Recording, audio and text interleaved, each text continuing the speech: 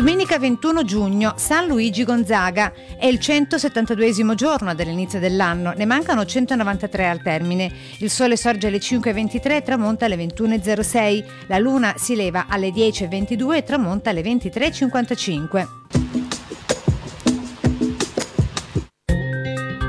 Muore a Roma il pittore veneziano Sebastiano Luciani, detto Sebastiano del Piombo.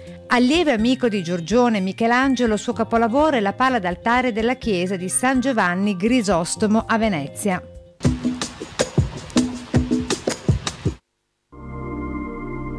Le previsioni per domani: alta pressione che continua a lasciar scorrere correnti più fresche atlantiche dai quadranti occidentali, generale condizione di bel tempo prevalente su coste e pianure, salvo il passaggio di nubi alte da ovest nell'arco del giorno. Maggiore variabilità invece sull'arco alpino, dove nella seconda parte del giorno si formeranno rovesci e qualche temporale. Temperature in lieve aumento, venti deboli orientali al suolo, mari poco mossi.